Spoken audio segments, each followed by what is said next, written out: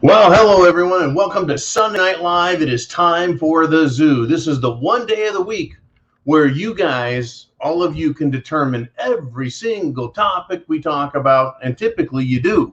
Usually I can't get an idea in sideways, edgewise against you guys, and that's just the way it is, right? I'm in the cage and you guys are throwing shit at me for, well, we're going to do a minimum of 2 hours. And as usual, folks, we'll go more than 2 hours if you guys want to keep throwing stuff at me. And this weekend,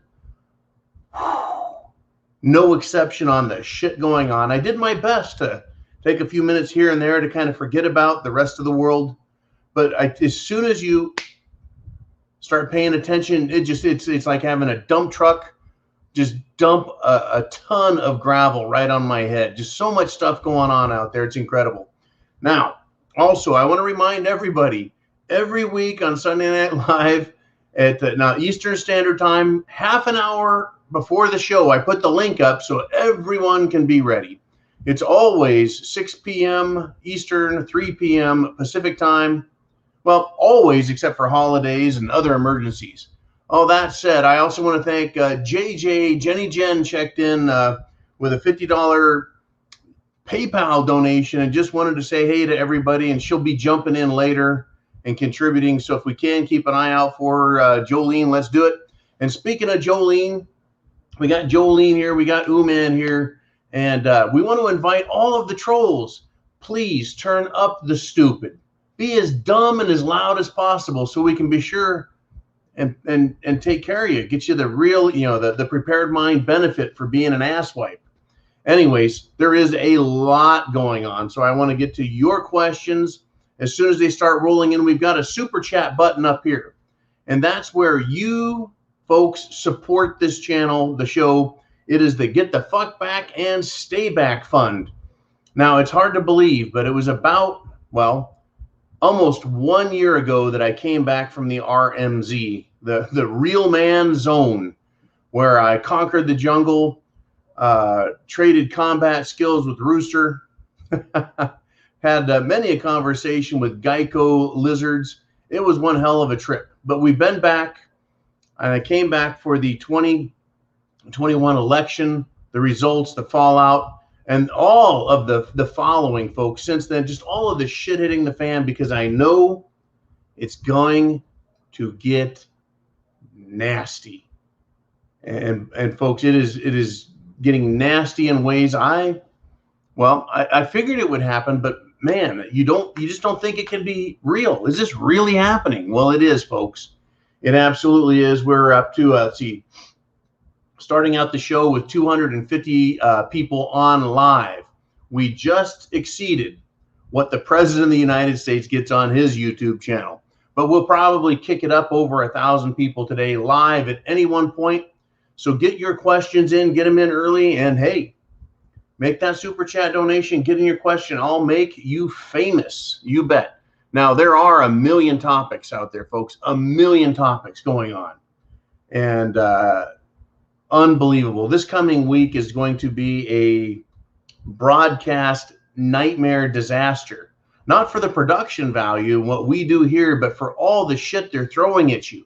You turn your back and look at one person throwing shit at you, and someone else is going to throw some shit from the other side. That is why we say you've got to be prepared. You just have to be ready for everything that's coming. Right? You got to have food, water, shelter, clothing, medicine, means of self-defense. You've got to have a plan. You've got to have a plan.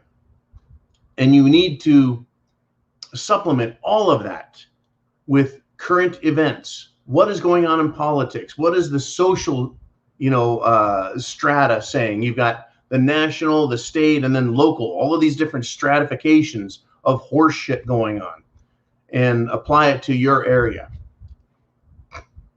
It is incredible, just incredible, the news out there. So let's start with this. We got North Shore Preparedness with $5 Canadian GTFB donation. Now, Canada, what do you mean Canada? Folks, this is an international broadcast you're participating in. International.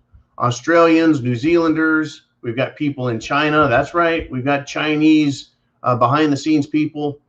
We've also got Europe, Russia from time to time checks in. We've got people in Mexico like Carlos Granados, south of the border, and just all over Europe. We got Remy in the Netherlands. It's incredible, folks. We don't know who is going to check in.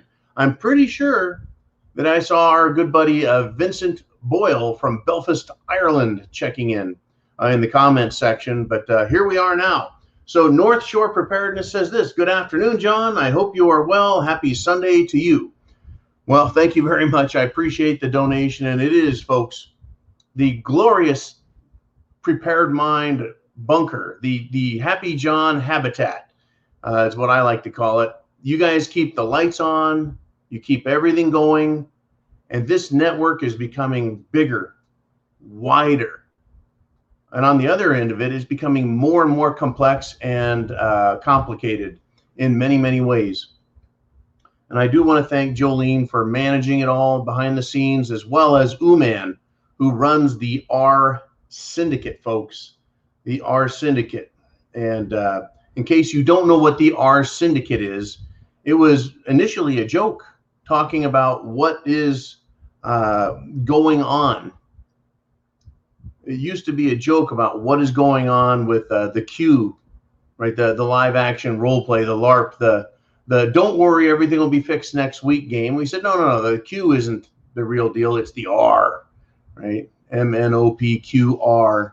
So the R Syndicate, but it actually became something very, very useful. And I want to, before we get to Steve, USMC No Tolerance, before we get to Brother Steve's question, comment, I want to let you guys get a look at what the R Syndicate is. It is a massive tool for your prepping needs.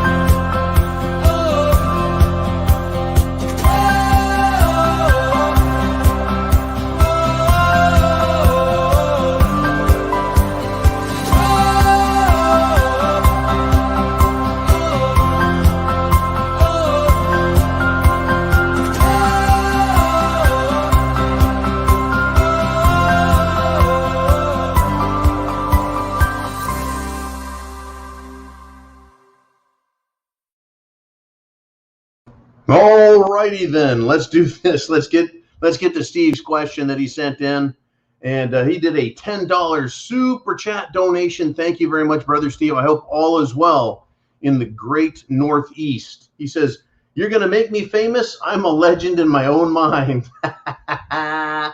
He says, "Stay safe, Semper Fi." And I think the last part of what you have to say there, stay safe.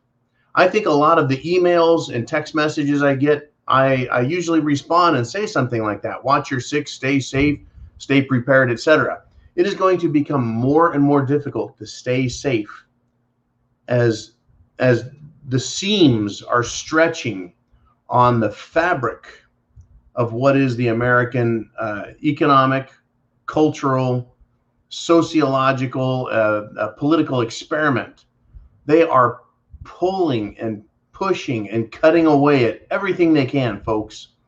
It is it's becoming incredibly difficult to manage what is happening, to manage and understand all the thing that's happening. Now, the only thing I see coming out of the government is horse shit. You know, for example, Jen Psaki is just this weekend blaming unvaccinated Americans. She's blaming unvaccinated Americans for Joe Biden's poll numbers failing. You know, the guy's going down in flames, and she wants to blame unvaccinated Americans. The other one they blame, of course, is President Trump, who is out campaigning, who is out having rallies, political rallies. It is incredible what our country's going through. It is, on the one hand, really good. On the other hand, it is extremely bad what is happening. The good side is that people like you are waking up. Regular people, who we call normies, they're waking up and they're saying, "Oh shit, we've got a problem." And boy, howdy do we. It is unfucking believable how bad the problem is. And some people are just now waking up. Others of you have been prepping for a year, 3 years, 5 years, 10 years. You're in much better shape. But we have new people, brand new people who are just now waking up to what is happening. Is it President Trump doing it? Is it their distaste and dissatisfaction in the mainstream media and the fact that all they do is lie? Is it because of you, actual people who are paying attention to politics, who are preppers and who are now sharing video links? And I think that's a big deal. It really is. The Prepared Mind channel grew by 10,000 subscribers last month alone. Just in 1 month, and that is with YouTube hiding us, shadow banning us, everything they can. And unsubscribing people. We still managed to get 10,000 new subscribers because you are spreading the word and spreading the message. It is unbelievable, folks, how many people are waking up to discover this ain't the America they thought it was. And their rights and their freedoms and their liberties are evaporating on a daily basis. So if you've got questions, you got comments, this is the zoo. This is your chance to get on the board with your question, and it'll go out to by time this video is done, folks. I imagine we'll have over 10,000 people will have watched it. And a question you have or a comment you may want to make can make a huge difference in someone else's perspective and understanding of where we're at. I do get, with all of the new subscribers at Patreon, we get messages all the time, and Jolene goes through them and we look at them and discuss. People are waking up, absolutely waking up to the reality. Now, when they listen to Jen Psaki, they get non sequitur logical fallacies, we get gaslighted, get to bullshit and lies. What we do on this channel, folks, is we talk about relevant facts as much as we can. And there are a couple of topics and words I can't use, but I'll talk around them. So get ready. We do have we don't have a secret decoder ring, but if you watch just a little bit, you'll start to understand that things like Kool-Aid and the Jim Jones juice are the same thing basically as getting a tequila shot. And, we have a few code words, but for the most part, easy to understand what we're talking about. But it is in your face. It is shit hitting the fan quality material. So again, we got a super chat button up here. You want a question answered, I'll get right to it. But there's another topic that's just been bugging the ever-loving shit out of me. And it is a Democrat senator that has been all over the news, and her name is Kristen Sinema.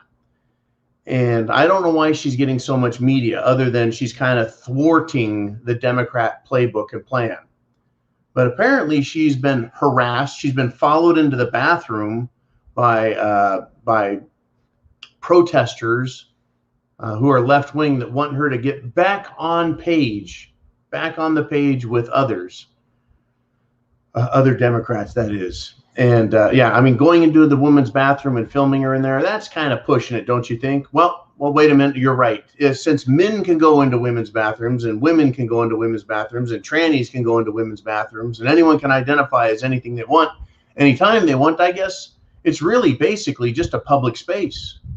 I mean, no one runs around naked in there, so I guess that's totally appropriate if you're a Democrat and their way of thinking. Right. Anyways, now this Kristen Sinema, Senator Sinema, is now going to go run in the Boston Marathon.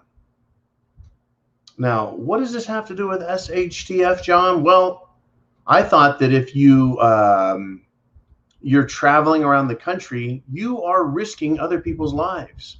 You should only travel if it really matters. And folks, if you're engaged in clapping, cheering, yelling at sporting events, then you're risking other lives. You're a super spreader. What about someone who runs 26 miles and is huffing and puffing? Isn't everyone who runs in the marathon a super spreader, including, right, Senator Kristen Sinema, who is going to run in the Boston Marathon? Is she going to wear a mask so that she doesn't catch anything and she doesn't spread anything to anyone else? Even if, folks, she's gotten the Jim Jones juice, you can still catch cerveza bug. You bet, folks. Doesn't really help you at all. Oh, it's supposed to help you get over it quicker. Oh, then why is the majority of people who end up in a bed on a ventilator. You know, some areas, some cities, they're reporting the majority of people in that condition have gotten their sip of Kool-Aid. You bet. You know, I would, instead of taking their Kool-Aid, I would rather have some imported Scottish water. And thank you, Steve Conlon, over there in jolly old England. Brother Steve last week made a fine Scotch donation. And here's the deal, folks. Oh, shit. We're right at 500 viewers live right now. Now, here's the deal. I would like all of you, if you can, send a link out. This link, the URL to this video, send it to 2 people, 4 people, 5 people that you know that probably should be prepping and may not be, because they need to start thinking about it right now. It's not going to get better. Anyways, back to Senator Kristen Sinema. She's going to run in the Boston Marathon. She's going to risk huffing and puffing all over everyone else. But activists, that is left-wing ding-dongs, are planning to harass her while she runs. What are they going to throw water on her? They're going to scream and yell at her. Who is this really helping? It's all distractions and horseshit, folks. It's all distractions and horseshit. There is a lot bigger fish that are frying right now. Not need to be fried, but are frying right now. There is essentially, folks, a media blackout. It's not just Southwest Airlines with people quitting. We'll talk about that some more. I'm sure someone's going to have some questions about that. It's not just Seattle police that are quitting, even though we need to talk about that. But air traffic controllers in Jacksonville have walked out Friday night protesting mandatory Kool-Aid and tequila shots. Unbelievable, folks. If you watched, I don't recommend watching the movie. If you read the book Atlas Shrugged by Ayn Rand, right? Who is John Galt, right? Everyone's walking away. Everyone who has half a brain and understands how to operate as a free human being, they are just giving up their jobs and walking the fuck out. Doctors, nurses, air traffic controllers, cops. People in all walks of life, folks, are saying, you know what? Forget it. And the media are too fucking stupid to see it, and they're too biased to report it to other people. The country's shutting down right now, slowly shutting down. Are you prepared? We'll talk more about the details and the consequences of what's happening. For now, we got Scott Baker, who checks in with an awesome $9.99 super chat donation. And what that does, folks, it pays for what we do here. And it is awesome that you guys guerrilla fund everything we do. He says 2 children, 5 and 4, that's 5 years old and 4 years old, were accidentally given full adult doses of the Jim Jones juice instead of the flu shots. Guess what they have, folks? Yeah, they not only have broken hearts, but they have other heart issues. Why is that a fucking surprise? Number one, why are we getting so many reports of people who are getting the wrong medication? Is it that fucking hard to figure out? There's a box and it says flu shots. And there's a box over here that says Jim Jones juice. Then there's a dosage chart. Let's see, children, teens, young adults, and then elderly adults. How can they not see this? Now these children now have medical conditions because it still fries me, it kills me that the idea is to put a toxic substance in your body to create a reaction causing your immune system to go into overdrive to really do a good job. Well, it's causing all kinds of problems, folks. You know, you got the spike protein issues. You've got, DNA sequence reprogramming issues, as well as toxicity issues and other, shall we say, heavy metals and other things that are just part of that. Unfucking believable. Now there's 2 more lives, folks, that we have heard about. And it's not going to stop. It's not going to go away. They're going to continue to push this Terrible shit. We got Crazy Uncle checking in with a $5 super chat donation. He says, hey, John, every time I hear someone demand that a kid wear a mask, I ask them, oh, so hypoxia isn't a thing anymore? The look of duh is priceless. Yeah, hypoxia. What that means is not enough oxygen, lack of oxygen. It is such a big issue that the Occupational Safety and Health Administration, OSHA, has rules about workplaces that cause people to not get enough oxygen. Wearing masks, they need to have proper respirators. You can't just throw a mask on somebody and cut their oxygen. Well, it's been demonstrated with, well, adults and children that masking them, and the masks get clogged with dust and dirt, as well as moisture droplets, which are wonderful bacterial breeding grounds, because people don't just wear a mask for 10 minutes and take it off like they're supposed to. They put on the mask and they leave it on all fucking day long.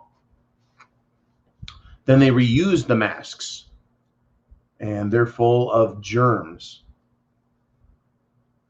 Unbelievable. Yeah. Anyways, but just getting to the whole idea of lack of oxygen. It causes people to make poor decisions.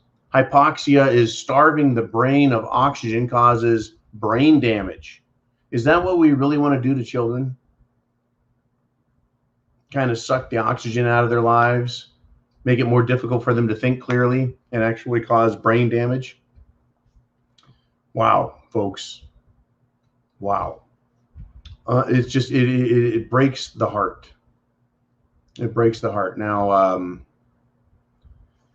where do you go from there, right? Holy cow, we're up to 600 people live. Now, we do this 2-hour plus program, and it'll keep going up and keep ramping up and keep ramping up because you guys send out links to people and they come.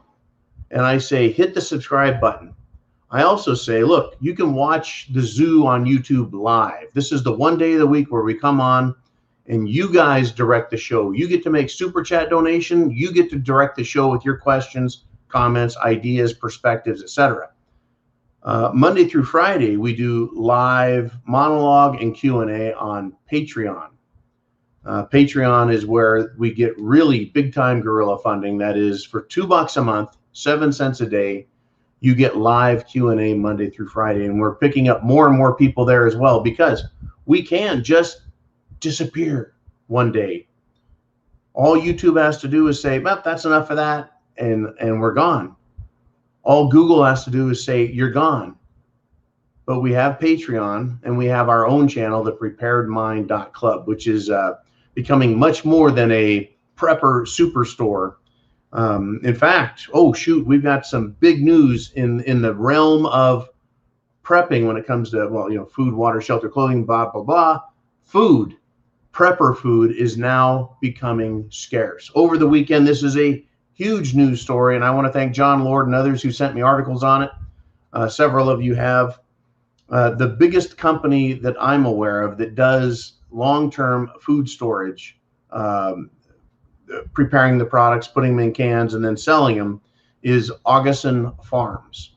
I've got some of their products. They sell through companies like Walmart, I think is one of their biggest companies. You can buy a 3-month package. You can buy a 1-year package. You can buy a 1-year package for a family of 4. You can buy you can buy all kinds of packages up to and including a literal shipping container packed full of long-term food storage. But anyways, the deal with Augustin Farms is they've essentially said, hey, we're done.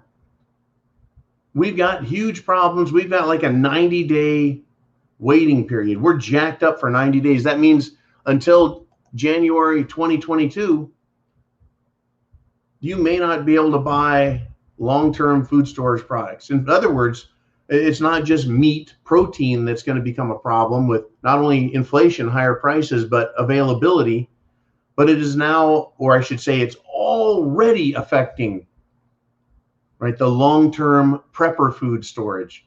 So, you know, we have access to several different types at the club. We've got Thrive foods, which I think are the absolute best, tastiest, most nutritious, but we also have long-term food storage emergency food rations through My Patriot Supply, and it's all there at the club. And folks, it's not a fucking commercial. This is, what are you going to do? Are you prepared? And for those of us who are, the question we say or ask is, aren't you glad you're a prepper? I guess for those who haven't prepared, they're going to be asked the question, why weren't you a prepper when all of this was happening and you saw it coming? Right? We saw it coming. We got Heidi Carson. Heidi, thank you very much for the PayPal donations. Says, thanks for all you do, Semper Fi. Thank you, everyone, for what you do. Spreading the word, supporting the channel, spreading information, not misinformation, but information. And not all information is perfect, folks. And not all information is misinformation just because it's been labeled that by political hacks in the social media system. And they are really, honestly, folks, a bunch of fucking political hacks. And they're really screwing things up as well. We have Crazy Uncle back with another $5 super chat donation. And he says this, for your information, the only time you get child strength is with OTCs, that's over-the-counter drugs. He says, all shots are standardized in dosage. That is for a 220-pound male. And that's incredible, folks. I thought there would be dosages that would be smaller. Makes sense. Like the children get children's aspirin, children's Tylenol, and smaller doses. Let's see. If you were to get horse paste that takes care of parasites, has a lot of other uses, but horse paste, it's dosed by how big your horse is, whether your horse is a 1,200-pound full-size horse or whether you've got a 200 or 100-pound miniature horse. If you need to get them dewormed, right? It goes by the pound. So it's incredible to me that, yeah, all of these, well, tequila shots are the same. Now, at 265 pounds, if I take a shot of tequila, it's going to have a very mild effect. If you weigh 120 pounds, it's going to have a bigger effect. And if you were to give that same tequila shot to a child, it's probably going to send them spinning off into a corner, right? All right. It's unbelievable what is happening. Craig Bowdry does a $2 super chat donation. Thank you very much, Craig. He says, you think the Northeast is going dark this winter? That's a big question, and the answer is it's going to be dark in many, many different ways, in my opinion, Craig. Number one, I've gotten reports out of Illinois that they're being told their natural gas price is going to go through the roof this winter. I've gotten other reports that there's going to be natural gas shortages all over the Northeast, the upper Midwest, all over the country, in fact. Natural gas shortages. Why is that, Joe Biden? Over in Lebanon over the weekend, they lost power. I'm not talking about one city within the country of Lebanon or a couple of farmers lost their power. The entire fucking country of Lebanon essentially lost power for most of the weekend. It's almost as if they're testing. Now, when you say going dark this winter, well, power outage, electricity, that's a big deal. If you don't have electricity, odds are the heating system you have isn't going to work real well, the natural gas. Well, if you've got natural gas problems, another big problem with that is natural gas-fired electricity plants. They produce electricity with natural gas. They burn coal as one, natural gas is another, nuclear is another. Nuclear provides 20% of base load power. And we saw last winter how well solar and wind did in Texas during a winter storm. I don't even want to call it event. Folks, winter hits, and sometimes it hits with a vengeance. And I do expect there to be problems this winter, whether it's dark winter or cold winter or both. In the winter, it can be very dark, very cold, very dreary, very difficult, very expensive now because inflation is just rolling big time, rolling big time. We're hearing that from our own Secretary of Energy that we're going to have power outages. So yeah, dark, cold, miserable. Prepare, folks. Now again, I see food, water, shelter, your home, very important. Having emergency blankets, clothing, having the appropriate clothing. What if the power went out in your town for 1 week? How would you heat your house if the power went out for 1 week? How would you stay warm? How would you sleep? Do you have the proper clothing if you go from a regular or mild winter into a very, very cold winter? It was a number of years ago. I think it was 3 years ago. They were getting snow down in Georgia, close to Atlanta, I think, if I remember correctly. And people were sliding off the fucking highway. That's pretty bad stuff. You know, it's coming, folks. It wouldn't surprise me if it comes and takes everyone by surprise.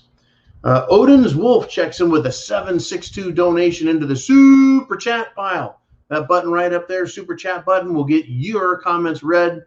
And I want to say to Odin's Wolf, I want to say Wolverines, man. I think he's from the great state of Michigan. And he says this: hey, John, ever feel like we're reliving the early 1930s in Germany? We all know what followed. Watch your six, brother. They're not stopping Semper Fi. Folks, number one, Semper Fi means always faithful. It is the Marine Corps motto, and you don't have to be a Marine to say it. It is the Marine Corps motto, though, and it makes sense. Always faithful. Faithful to what you believe, what you know is right. Always faithful to your country, yourself, your family. That's what we need to be protecting. Now, on to the other parts. Are we reliving the 1930s in Germany? Almost verbatim. Are we replaying what happened in Germany? In Germany, folks, in the 1930s, you had a fascist party called the National Socialist Workers' Party, aka the Nazi Party. Do we know any party in America that pretends to represent the workers, that is socialist in dynamics, and like the Nazi Party of the 1930s, used Karl Marx's principles for taking over a country? Yeah, we got that right now. We had total usurpation in Germany in the 1930s of the Weimar Republic. That is a representative republic. They had their own version called the Weimar Republic, and it was overthrown by the Nazi Party and replaced with what? It was replaced with an authoritarian dictatorship under the guise of national emergency. That's right, folks. The Reichstag fire, the burning of their Congress in Germany, resulted in the Führer, who was the chancellor at the time. Chancellor Hitler became the Führer Hitler, the boss. He became the dictator. And he started saying, here's the rules. And he governed by edict, emergency demands.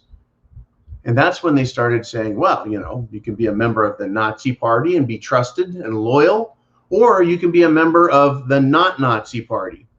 And you would be exposed to more harassment, more policing. You could end up in a work camp, a re-education camp, a concentration camp, or you could just end up fucking dead with a bullet in the back of the head for not being a member of the Nazi Party. And many more things beside occurred in the early 1930s, the mid 1930s, all the way into the late 1930s, as they built more and more concentration camps and put regular people, folks, Jews and gypsies, as well as other Germans, undesirables, if you will.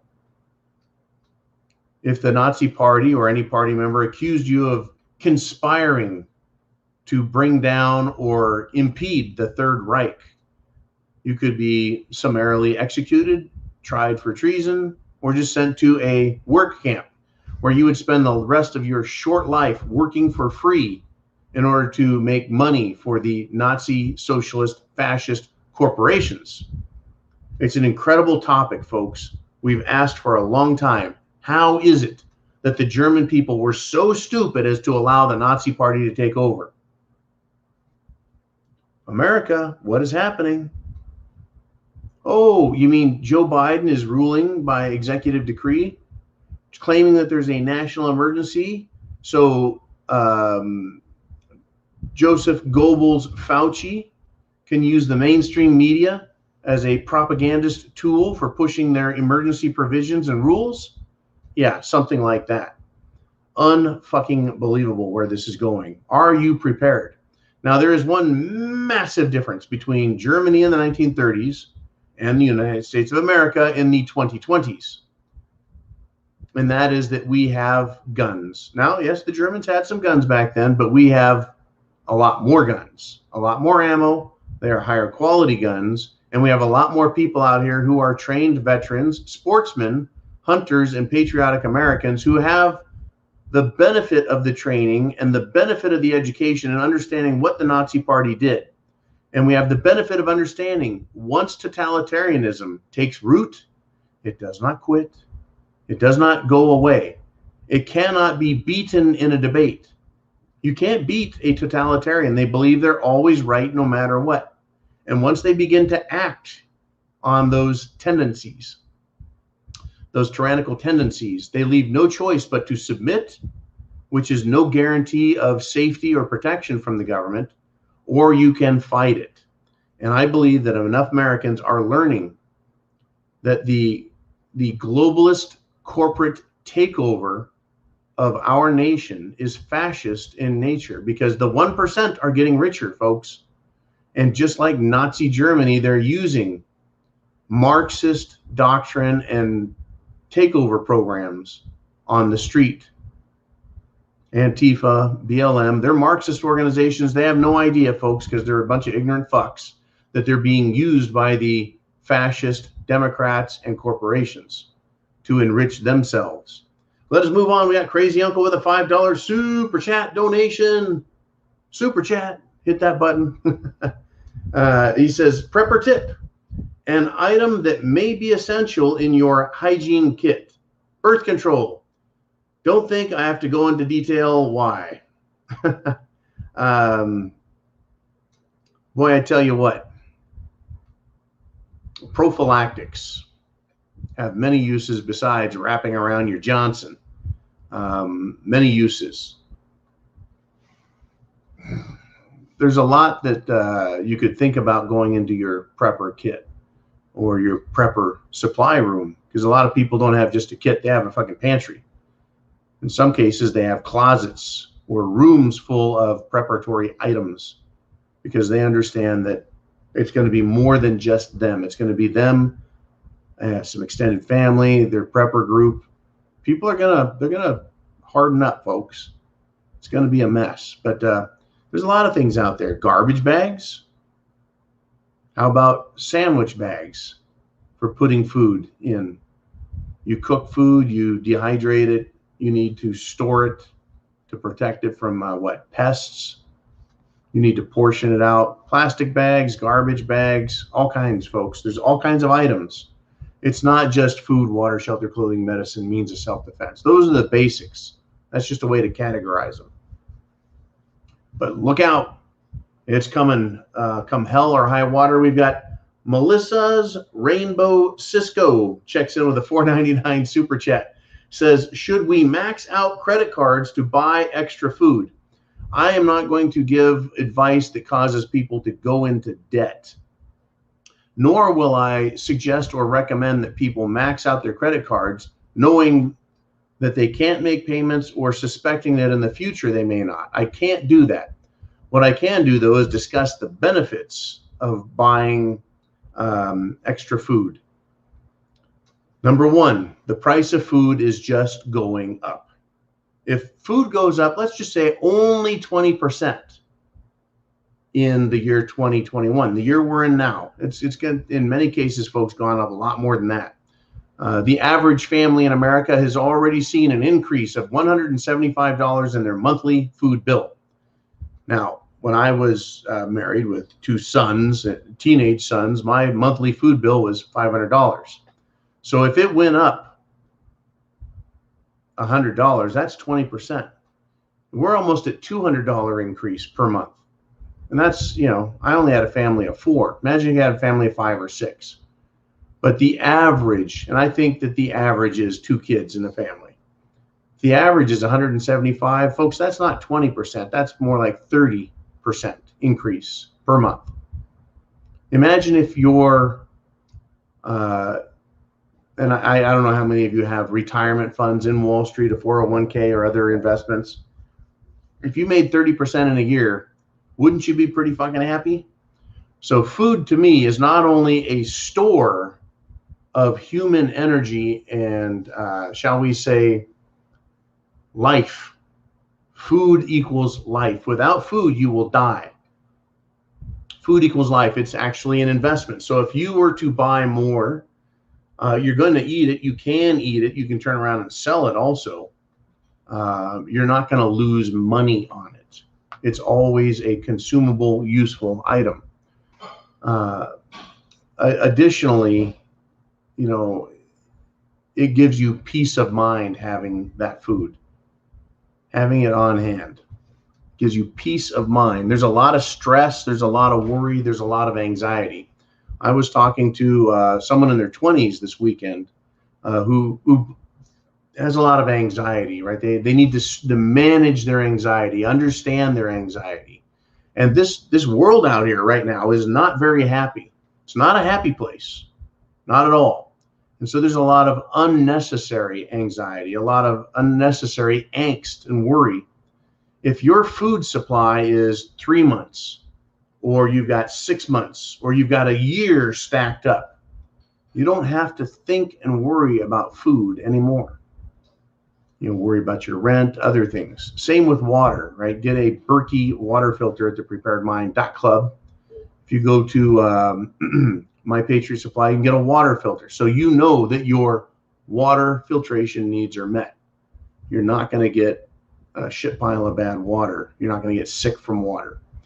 But yeah, you can eliminate a lot of this anxiety, a lot of ill feelings. And you can take a lot off of your mind by having these preps.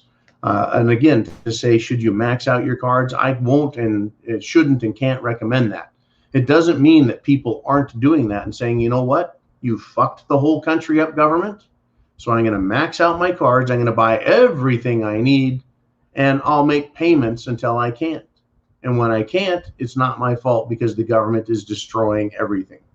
There are people that have taken that attitude and it's understandable. Doesn't mean I agree with it, but I can understand it.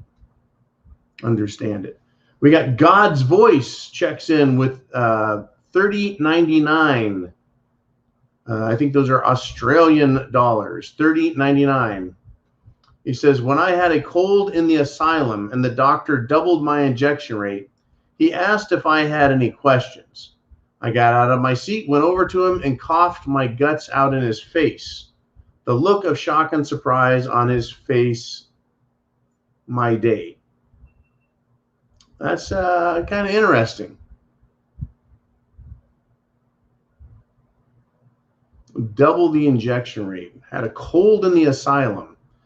I wish I knew more about what it is you're referring to. By cold, do you mean cerveza bug? By asylum, do you mean hospital?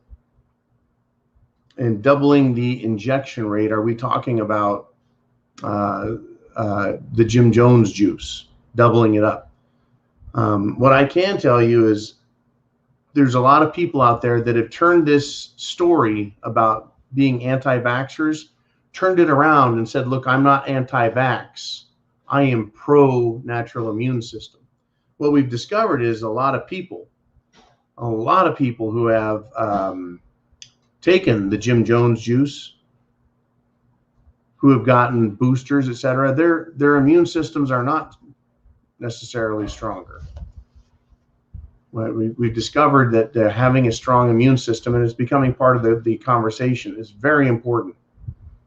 Having an immune system that is not hampered, isn't compromised, is very important and critical, and actually is better. Folks, I have not come down with any symptoms. I've been around thousands of people, some of them like they were running a marathon, huffing and puffing, and never gotten sick. Others of people I know have gotten sick with cerveza bug, folks, and not been happy about it.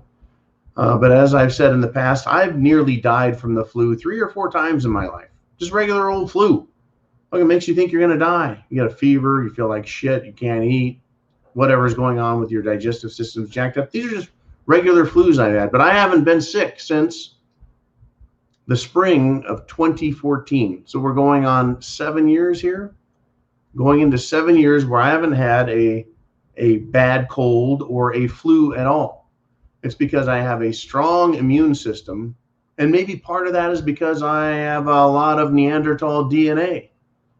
Maybe it's because I have a lot of Denisovan DNA. I don't know. No, I mean, Denisovan a lot, relatively speaking, it showed up. Anyways, yeah, the immune systems we have can be bolstered. Now, I was taking, for the last 7 years, I was taking ascorbyl palmitate, which is liposomal vitamin C, oil-based vitamin C, stays in your system. That killed the last flu off I had. I was sick, developed bronchitis after having the same illness for well over 2 months. And one of you, can't remember who it was, said, hey, why don't you try ascorbyl palmitate? That solved the problem. In addition to that now, I can take chaga mushroom. There's a number of herbs that Nikki sent on over, and I'm not talking about the herb you smoke, not the wackest weedus, but herbs you can take, vitamins D, zinc supplements, vitamin A, all of these help with the immune system. Vitamin D, I think I said, but isn't it interesting how if you get exercise, you get sunshine, you eat good food, quality food, and you take certain supplements, all of a sudden your immune system is rock solid. I would rather have that than take a chance with an experimental dosage. Now we got the Damien English checks in. Hey, Damien, how are you, buddy? Welcome back. He has a $10 super chat donation. He says, hey, John, have you seen the article from the Insider? DARPA has admitted to creating a tracker to be inside the Jim Jones juice. And the LAPD, that's the Los Angeles Police Department, now has signs 509 pistol that is not a Cali pistol roster. Hopefully you can explain more about LAPD has signs 509 pistol. Maybe you could rewrite the second part of the question for me, Damien, if you can. And then I will address DARPA and the tracker. I remember sitting back in 1988, sitting basically on the hood of a 1964 T-Bird with a couple friends of mine, and we were discussing nanobots back in 1988, basically high school kids discussing nanobots and having read about them in some science fiction magazine or an Omni magazine or something. And, you know, most kids, I'm sure, that you went to school with sat around and drank beer and discussed such topics. Well, we did. We were thinkers back then, folks. My good friend Pat and his brother Mike had a good time discussing these things, that they had that kind of idea if they didn't have the technology then. And that was 33 years ago. 1988 till now is 33 years. In that time, they really have come up with some incredible technology, right? The computer chip or circuit board has been miniaturized and miniaturized and miniaturized. They actually can record information onto bits of crystal and other material. That's right, turning a piece of crystal or other material into a computer board. This technology is available. It does exist. I mean, if you look at what a computer could do today versus 30 years ago, it's incredible the amount of storage they have. You know, memory storage, the amount of information that can be recorded. It used to be that it's something the size of your laptop, right? That was your, you know, that would be like a laser disc reader, and that had enough one movie. You know, now you can get a little thumb drive and you can store 500 movies on something that is 1/100th the size back then. So how hard it is to believe that They couldn't create nanobots that can interact, or rather be tracked, programmed, and perform tasks. And DARPA, being the defense subcontractor and contractors out there, why wouldn't they develop some technology like that if the government's willing to pay them? After all, who wants to know where everything and everyone and everywhere that you've been, who you talk to, what you do, what you're spending your money on, how much money you made, who else is near you and around you? That's the government wants that information. They want you to stay 6 feet away from everyone. Well, is that for the disease, or is that because cell towers have a hard time discriminating between people when they're more than or closer than 6 feet together? Pretty interesting, is it not? So yeah, I believe that DARPA has created these nanobots, these trackable nanobots. There have been people who take a barcode scanner, a sensitive electronic device, and run it over the top of people who have gotten the Jim Jones juice and discovered that it causes numbers to come up. They don't understand what the numbers mean, but individual tracking numbers. How very interesting. And I'm sure that's for our own good. Ah, well, speaking of Carlos Granados, he's checked in with 223 Mexican pesos. And Carlos is usually a fountain of wit and wisdom, as well as humor. Let's see what he has to say. He says, "Hey, John, sucks to be a government employee. What about mandatory tequila for DC? Yeah, right. Prices are going up everywhere. Be ready for a major blackout. Let's go, Brandon." And howdy from south of the border. Carlos Granados is down in Mexico, folks.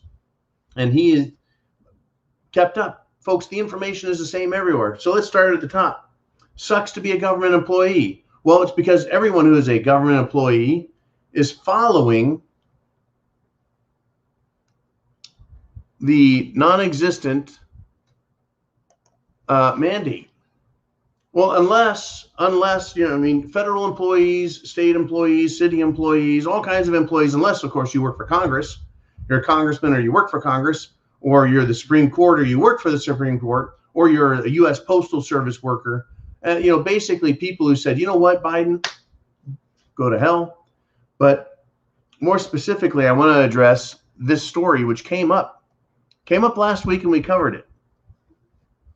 And it appears, folks, that according to several sources, it appears that no such mandate, that is Gigi Biden's government mandate, that everybody who works for a company with 100 or more employees, works for the government, right, has to get the Jim Jones juice, because no mandate signed, no legislation, no executive order has been sent to the White House's Office of Information and Regulatory Affairs yet for approval, right?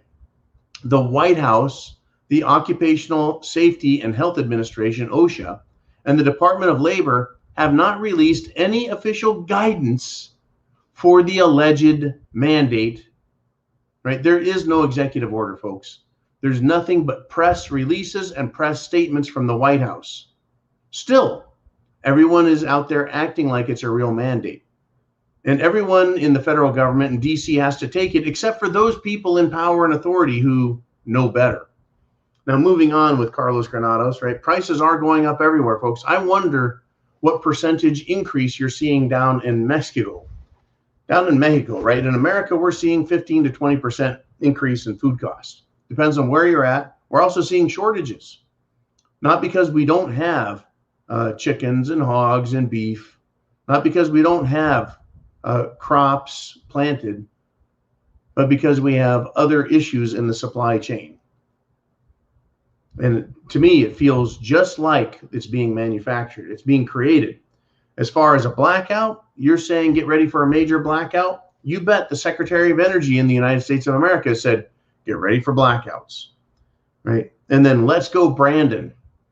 That is a takeoff from 2 weeks ago when a gentleman named Brandon won a lesser NASCAR race on a Saturday.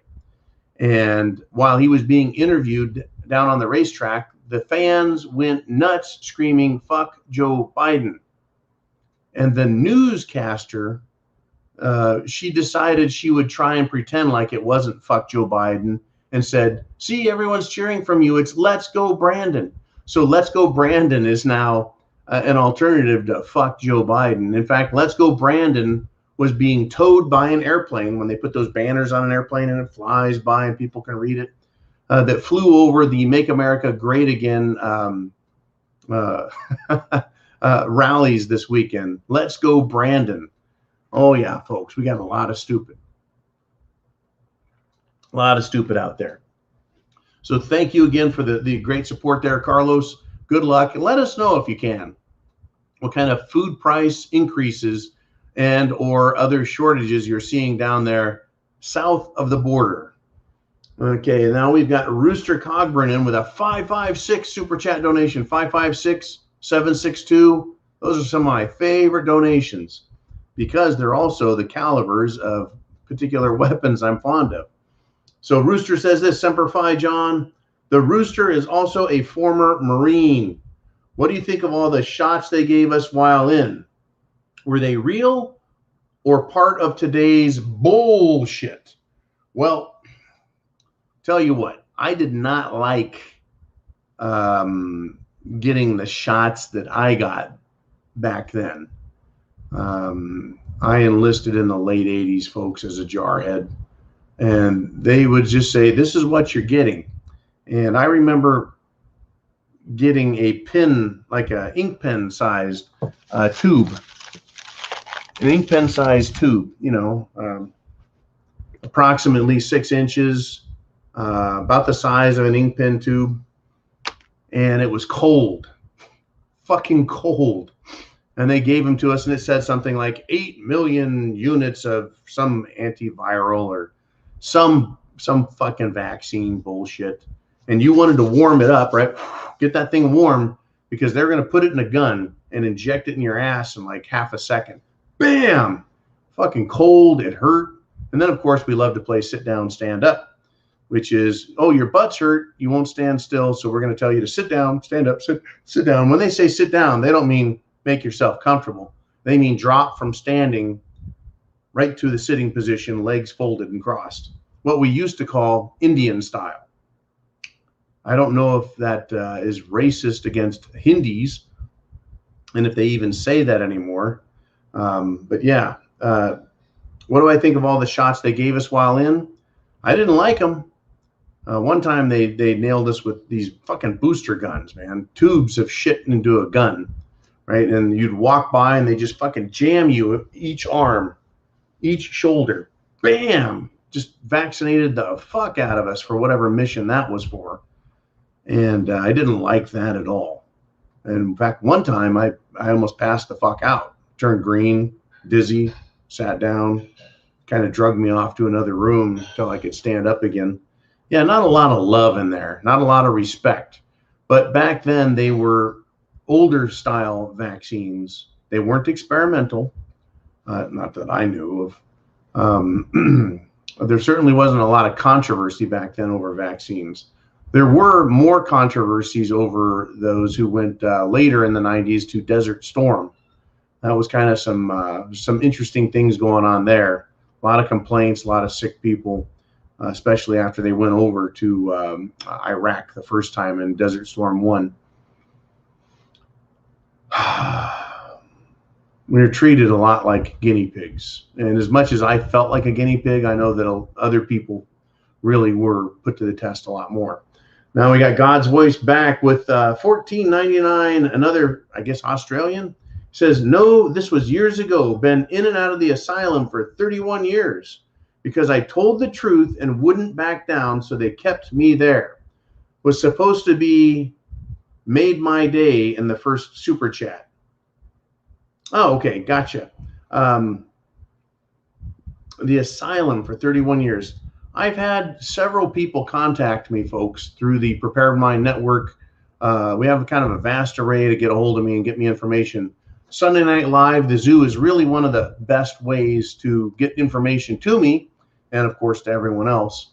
But I've gotten other information from people who have been put in an asylum, put in hospitals, put in jail, put in prisons, people who have had their lives ruined because they had certain facts.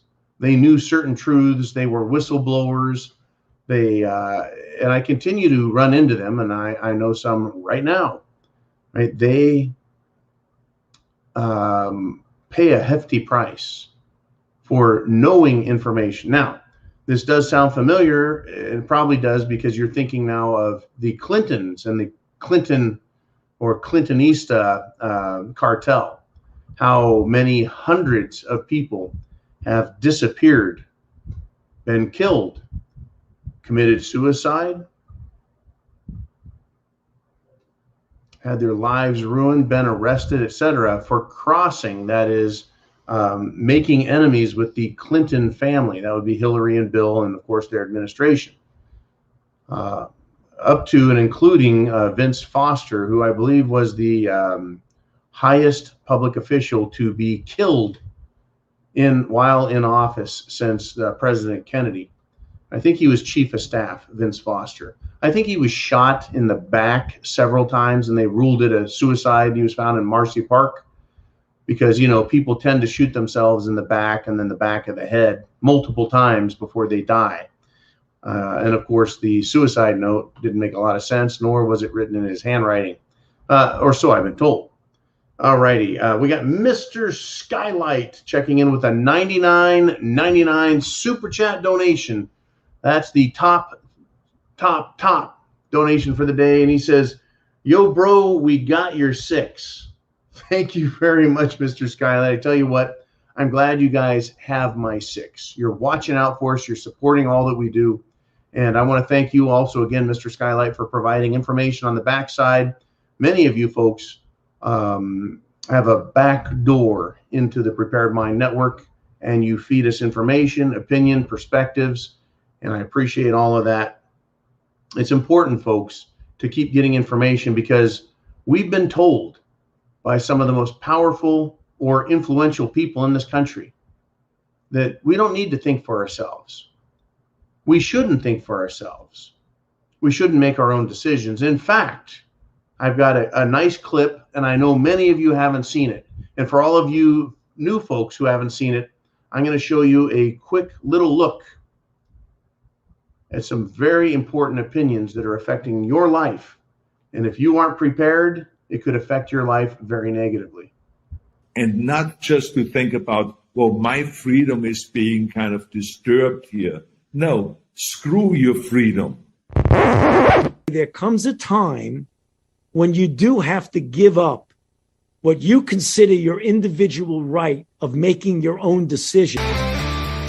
There comes a time when you do have to give up what you consider your individual right of making your own decision.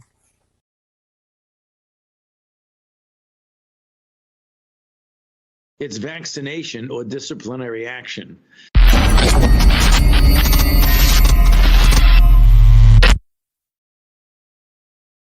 I will tell you this right now. There is never a time, there is never a proper time when you must give up or you should give up your rights, any rights, especially medical rights. Unbelievable that this guy would say that, but he did. Yes, that's Dr. Doom himself. And that was a very influential man, Arnold Schwarzenegger, saying, "Screw your freedoms," right? What a jackass. But folks, what do you expect? What should any of us expect with what is happening today? I expect more from people like that coming out and showing us their true colors. Unfucking believable. Damian English is back with another $10 super chat donation. And it is that super chat button that you hit up there, folks, to get your questions read. Typically, we go 2 hours, and I am busy the entire time just answering super chat questions. And I don't have time to answer regular ones. And that is how we developed the system. I didn't just wake up one day and go, you know what? Super chat donations, that's how it's going to work. It just kind of developed this way. The same way Saturday Night Live came into creation on the Prepared Mind Network because what else were we going to do on Saturday Night Live when the entire country was locked down and told it's going to be 2 weeks, we're going to flatten the curve? And this idea was born. It became Sunday Night Live. A lot of things have developed as shit hitting the fan has developed.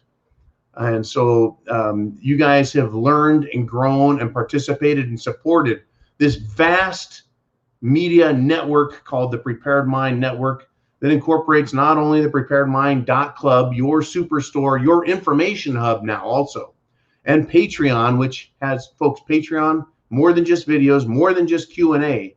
It has links to videos, news articles, and more opinions on Cerveza Bug, the Jim Jones juice, stuff I can't talk about, but other people are talking about in other areas, and I can get you that information, but only on Patreon. If Jolene or Uman or I or anybody put in the links, the description down below, a website, not even an article, but a website they don't like, they could give us a strike and destroy the channel. Unbelievable. Now let's get to Damien English. He says, sorry for the autocorrect. I get it, man. I love the autocorrect. He says, the Los Angeles Police Department has gotten SIGs, Sig Sauer. It's a weapons manufacturer, folks. LAPD has gotten SIG's 509 pistol, which is not on the pistol roster. Also, do you know where I can find PVs 14 NVGs, night vision goggles that won't cost me my soul? White phosphorus is preferred. Number one, the SIG 509 pistol, and if it's not on the California pistol roster, here is where it's good for me, but not for thee. In California, if you're a law enforcement, and I think even peace officers, you can have things that the rest of the people in California don't get to have. You can have pistols that are not on the Attorney General Department of Justice list. Like, for example, law enforcement, when there was a 30-round magazine ban, they called them high capacity. And I believe it was Kaz at Fourth Dimension started this. No, man, 30 rounds is standard capacity for magazines. I don't know what you're talking about, fucking high capacity. That's standard. Anyways, there was a time not long ago when it was illegal, meaning you could go to fucking jail in California for having a 30-round magazine, basically a little steel box with a spring in it. But police officers, law enforcement, and peace officers could have those. Additionally, they can get or import into the state, bring them in, however you want to describe it, their own pistols that weren't on that roster. But for you and me, if you're a Californian and a handgun is not on that list, you can't buy it, nor can you import it or bring it in to the state. Now, of course, a lot of people don't register their weapons. They don't want to register them. They shouldn't have to. And by golly, there is no law. There may be statute, but there's no law that says you have to register your weapon. There's plenty of statutes, folks, that I don't agree with and don't think should be considered law. Now, the second part of your question, having to do with night vision goggles that won't cost you your soul. I'm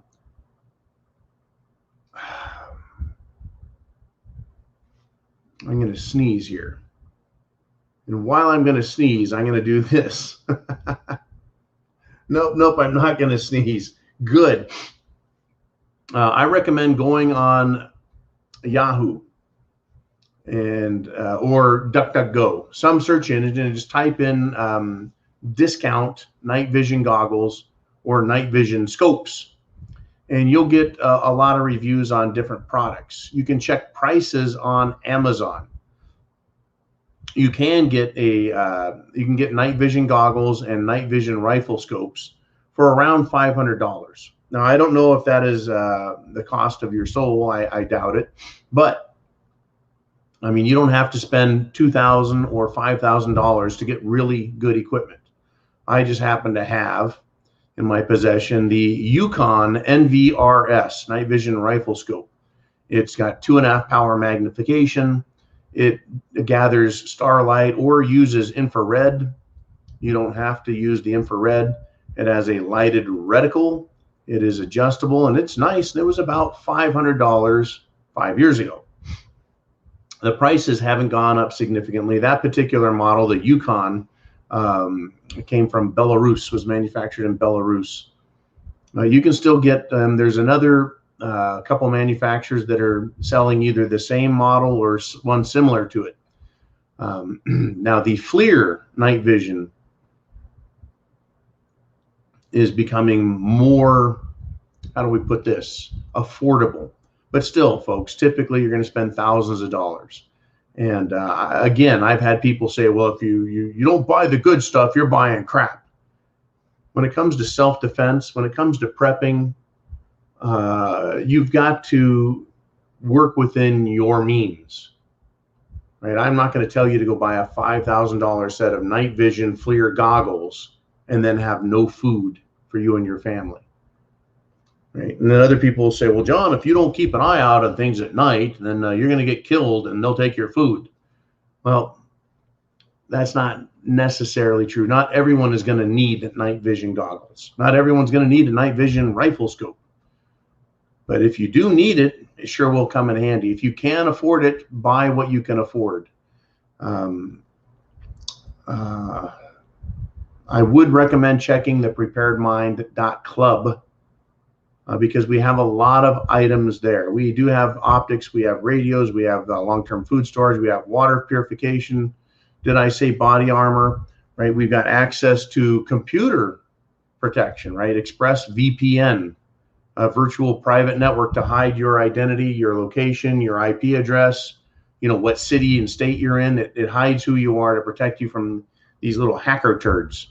And so we also have links to Brownells, I believe, a huge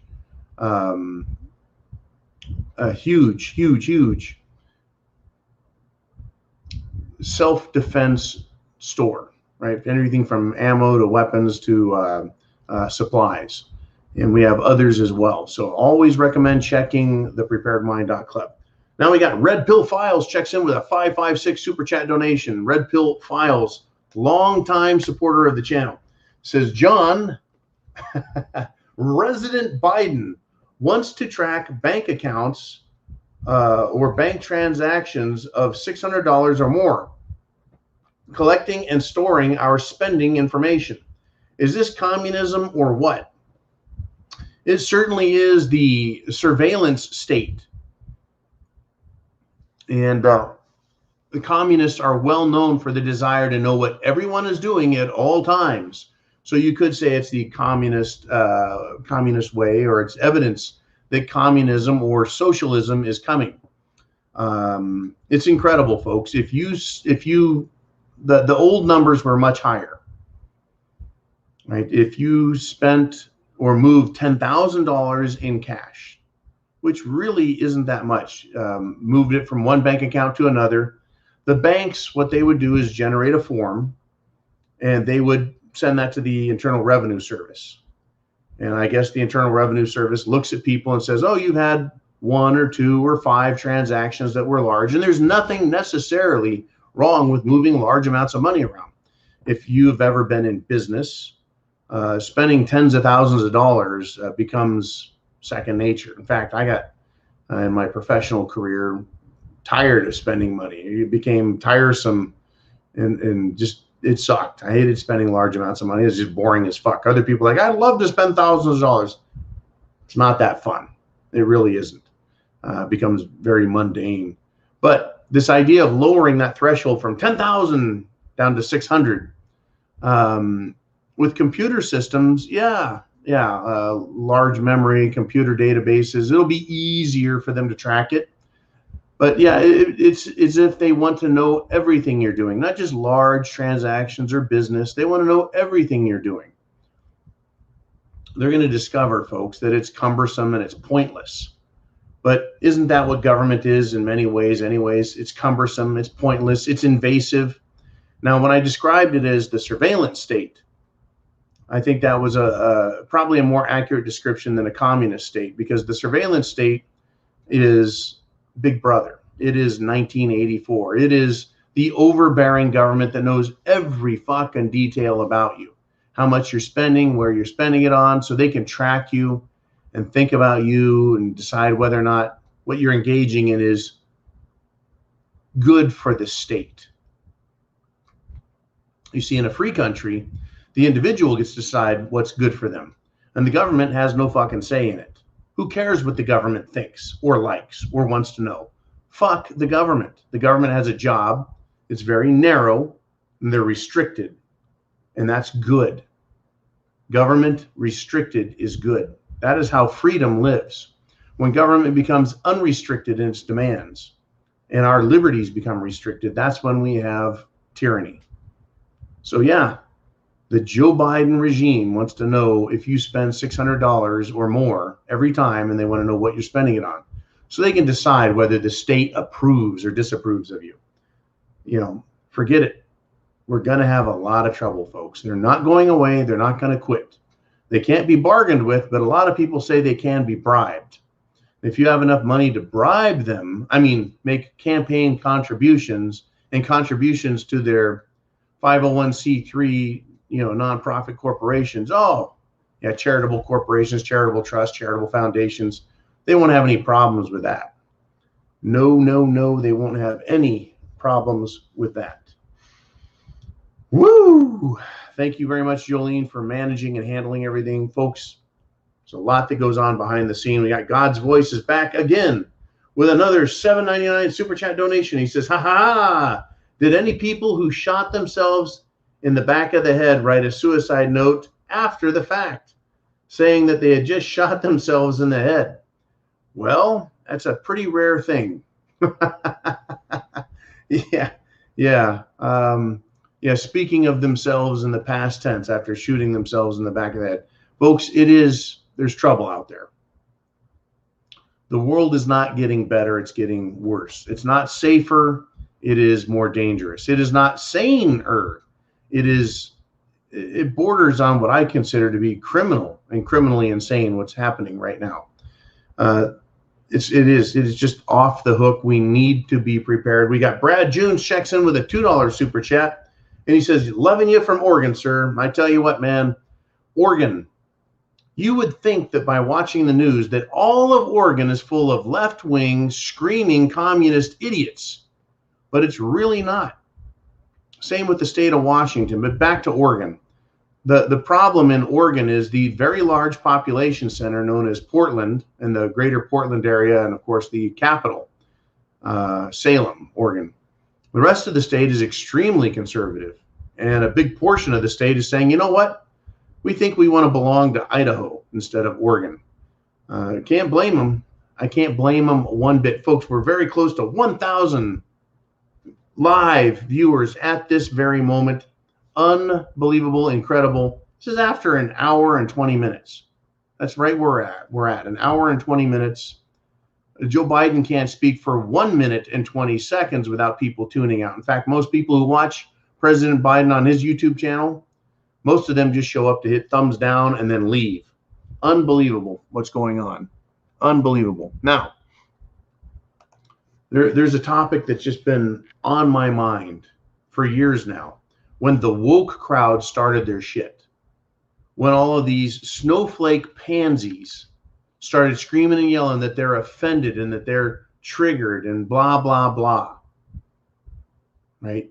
Something happened in the world, something that I really approve of, and that's comedy, the ability to laugh and have a good time, right? Well, the woke crowd went after comedians because they were offended, because who are the subject of the joke? Who are the people that get made fun of or are shall we say, participants in a joke scheme? Well, it's the gays, it's lumberjacks, it's people in ghettos, it's dumb blonde jokes, if you remember those. Comedy used to be fun. Well, they started killing comedy, right? And some notables spoke up about it and said it's wrong. Chris Rock, Jerry Seinfeld, Dave Chappelle. Well, Dave Chappelle is back. And he was one of the largest comedians to actually fire back and say, you know what? We've had enough of this shit. And he's gone a step further, folks, because the left-wing mob is trying to cancel him over his transgender jokes. And it's incredible. Who the hell doesn't think that transgender jokes are funny? I think dumb blonde jokes are funny. I wish there were more Swedish jokes. But Dave Chappelle has come out and said, fuck Twitter and fuck NBC. Now, there was a point where Dave Chappelle became very famous and wealthy. And he said, you know what? I just quit altogether. And he left, right? He wanted to get away from all the bullshit. Then he came back and, well, now they're trying to cancel him. And he has fuck you money, folks. Good for Dave Chappelle. He's got fuck you money. And they're trying to cancel him, and he's fighting back. Folks, let that be a lesson to all of us. It is time to fight back against this mobocracy of these leftist Marxist scumbags. We should all be doing this, prepping to action. Get prepared.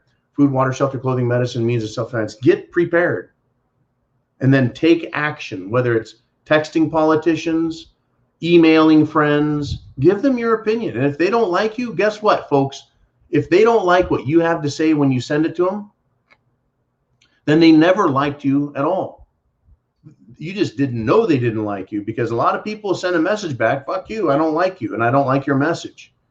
I know people that have been heartbroken because they're having family members ignore them or cancel them, take them off. Their family members attacking other family members over politics, this social transgender shit. People are being attacked, folks, over the cerveza bug. And whether or not you believe that you should get the Jim Jones juice. People are losing lifelong friends and family because the left is so toxic. They're so thin-skinned that they can't take it. Unbelievable. Unbelievable. And folks, they're trying to cancel. Canceling means losing your job, your family, your social status, your professional status, everything they can to destroy you. They're trying it. I can't wait for the day when those chickens come home to roost, and there's a lot of very loud arguments made in the street. It's coming. Well, we have Oregon Patriot checking in with a $5 super chat donation. And if you do a super chat donation, whatever you write, whatever you say, I'll read, providing it doesn't break any rules and get us in trouble here. But, you know, this is your chance to be famous. And we've got Oregon Patriot. You're now famous, man. He says this: the founding fathers gave us the tool to stop this crap.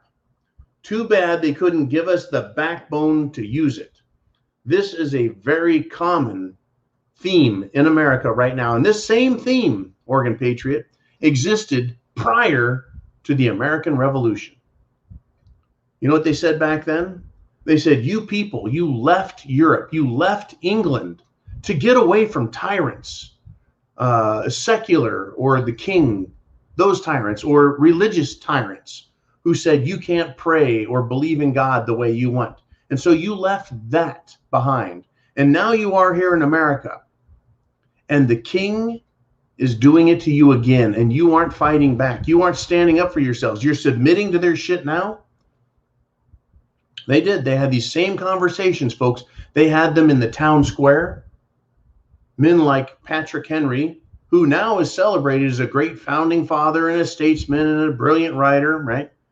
Patrick Henry, give me liberty or give me death. He actually was an asshole, according to a lot of people. He would literally go into taverns or pubs, if you will, and he would start political arguments and sometimes physical fights in his effort to get people to wake the fuck up, because they didn't want to wake up. They're like, let's just submit to the king. Everything's fine.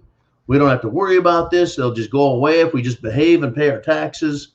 So not only the public square and pubs, which is public house, taverns, meeting places.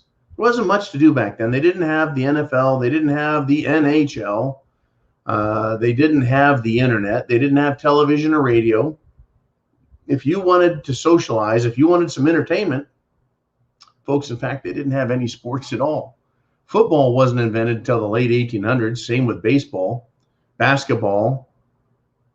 I don't even know when they invented hockey. I think someone hit a fucking rock with a stick off the ice and someone said, hey, let's turn that into a fucking game. Back then, folks, you know, in the 1770s, there was no entertainment. You know, maybe throwing darts, but you would do that at the pub. The other places, they would go to church. And some of the most fiery speeches written against the threat of tyranny came from pastors. And they would frequently chastise their congregation as much over their sins as over their willingness to submit to government authority. And it took a long time to wake them up. And it took a long time, Oregon Patriot, for the people to realize that you can never satisfy a tyrant.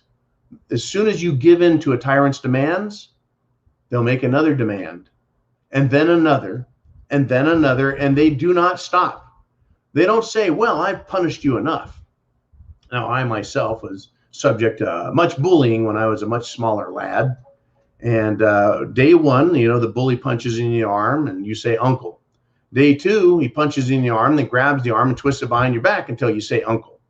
Day three, the bully punches you in the jaw, knocks you to the ground, and jumps on you, twists your arm up behind your back and says, say uncle, call me uncle, Uncle Jamie, Uncle Jamie. Jamie was one of my antagonists. I won't say his last name, but Jamie was an antagonist. And then one day, I happen to be bigger than Jamie. And Jamie knows it, and he's a good enough fellow. He's just an asshole when he was younger. And he got picked on. Everyone got picked on. But bullies, tyrants, they never go away, folks. Until the same lesson. Until you realize, I'm big enough. The people collectively are big enough to not be the bully, but to tell the government, the bully, why don't you go fuck yourself? People are waking up and saying, no more government, go fuck yourself. I want to give you some examples. So, Oregon Patriot, we're on the way in the direction you suggest, but it is, since you're one of the first people to wake up, as patriots, as veterans, as people who paid attention to the development of situations leading up to SHTF. We've seen this a long time, and it's frustrating because we want everyone right here with us, knowing as much as we know and believing what we know to be the facts and the truth. And that is that you can't satisfy tyrants. They must be defeated. They never go away. So here's some examples on an individual level. An anesthesiologist was escorted out of the UCLA, that's the University of California, Los Angeles. He was escorted out of the medical plaza. That is, he lost his job for refusing to get the Jim Jones juice, for refusing to say, give me a big old cup of that Kool-Aid. Kool-Aid's good, and now I'm growing a third arm, right? He says, I'm willing to lose everything, even my life. This is over a medical decision, folks. Remember that question I like to ask? What do you value more, your life or your liberty? Well, if you value your life more, then you're willing to sacrifice your liberty. But if you don't have freedom, is it really your life that you're living? Just a question. Because if someone else can take all your liberties and tell you how to live and what to think and what to believe and where to live, why, when, how, right? Everything in your life is being done at someone else's command. It's no longer your life. And so I look at myself in the mirror and go, are you willing to live under someone else's rules and belief systems? The answer is no. So the decision is that, well, I value my liberty more than my life. So you have to be willing to lose everything, even your life, in order to defend liberty. And that is that place that government and tyrants always push people. So this is one anesthesiologist. Well, how about this? In Los Angeles, 871 firefighters are filing a massive $1.7 billion lawsuit over mandates coming from the state of California. I hope they bring up the fact that there is no real mandate coming from the federal government, and there might be a state mandate. I believe so, a county mandate. But these guys, these 871 guys are saying, you know what? We're not going to give in. We're not going to do as the tyrants say. In other words, Oregon Prepper, they're starting to fight back. They're starting to wake up and say, I'm willing to lose my life. I'm willing to fight in court. I'm willing to go public. I'm willing to go public and say, you know what? Fuck that. Right? Here's another one. Seattle Police Department. they're getting ready to lose more than 400 of their officers because 400 or more officers are saying, you know what?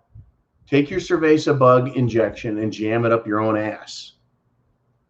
So Seattle is going to be understaffed by over 400 police officers. What do you think that's going to do to crime in the city? What do you think that's going to do to the people's reliance on peace and safety and harmony? Well, they're not going to be able to rely on the police or the government to give it to them. So guess who's going to take care of it? Those people who are willing to be rugged individuals and take care of themselves. These are just a few examples, folks, of Americans waking up to the tyranny, their willingness to fight the system, the willingness to tell the system it could cost me my life even. We're getting there, folks. We're getting there. Now we got Crazy Uncle with a $10 super chat donation. He says, proof how supply chain breaks. Winter of 2018-19, there was a huge ice storm that killed most of the hazelnut trees and an early frost the next 2 years. Now you can't find it without a huge increase in cost. Hazelnut. Now here's the deal, and this is how this is supposed to work. So let's take an area of the country where they have a lot of hazelnuts, and those hazelnuts get killed off because of frost, etc., or whatever killed them. You say forest fire. Hello, California. Where I lived in California back in the 90s, hazelnuts grew wild. You can go for a walk through the woods and, hey, fuck, a hazelnut bush, and pick the hazelnuts. Anyways, back to the hazelnuts.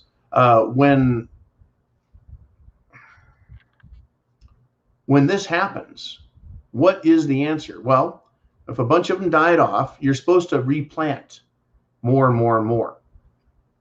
In fact, we should always be increasing our agricultural output, not only through the use of modern industrial farming techniques, which produce more yield per acre in order to feed the world. Not only should you do that, but you should increase the number of acres farmed. I would rather see an abundance of food than not enough. Now, I know farmers will say, but then the price goes down and we can't afford to stay in business as a farm, and farms go out of business. Well, I'll tell you what, I get that. I hear that argument quite often. And then I also hear this argument that supply and demand doesn't ever really create the price for, say, a pound of bacon or a pound of ground beef. You know, pork bellies and other agricultural products, the price that is paid for that, like a beef on the hoof, is determined not by the farmers or the supply, but rather by speculators in New York, specifically on Wall Street, because they bid up and down based on what they perceive or think or believe should be the amount of available product. Unbelievable. Now, so yeah, we have problems in this country.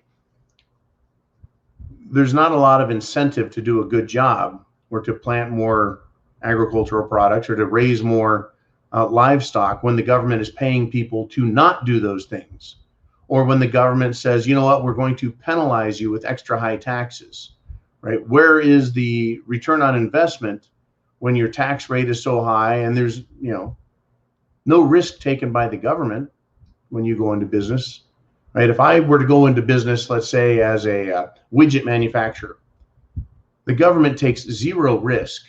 But if I'm successful as a widget manufacturer, they're going to extract the maximum taxes out of me. Not a lot of profit margin in widgets, folks. I'm not going to take that chance. So, and that applies not only to widgets, but other industries as well as the agricultural industry.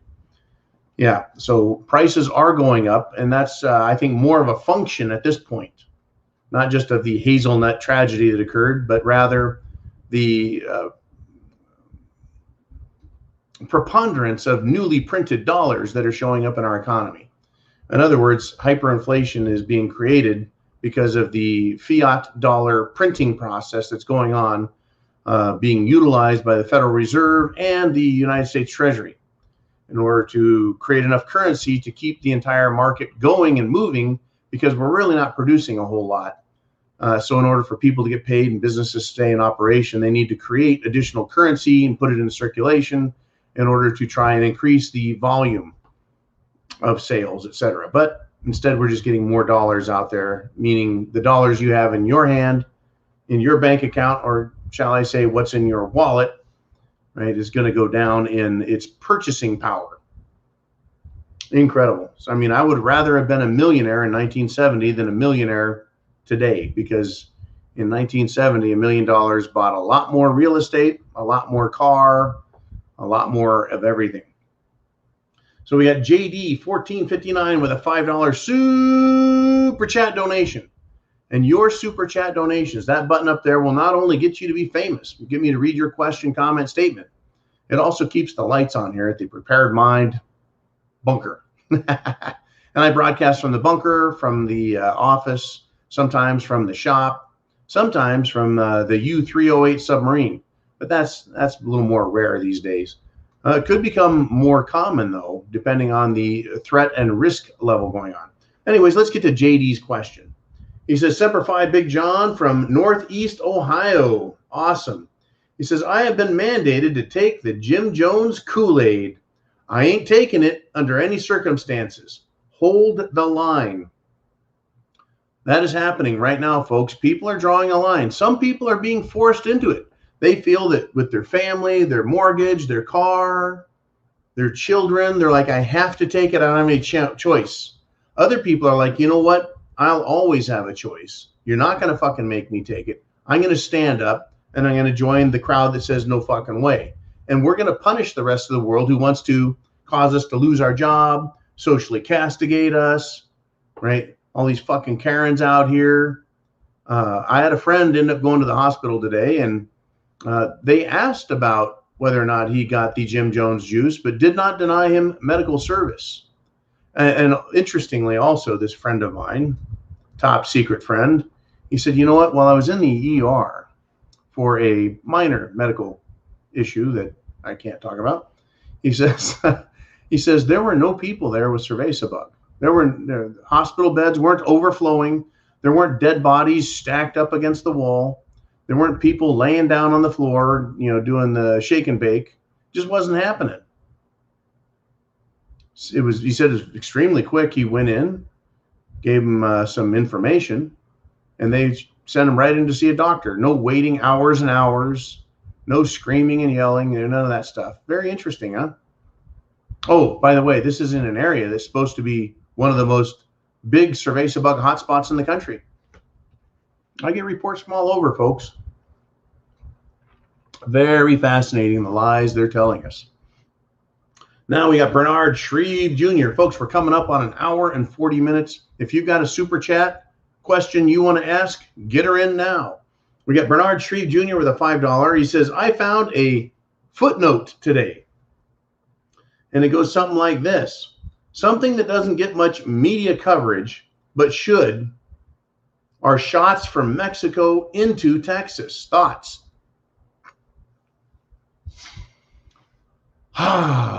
Yeah, we've got some issues on the Mexican-American border. We had some Mexican army last week kind of wandered and got on the wrong side of the border.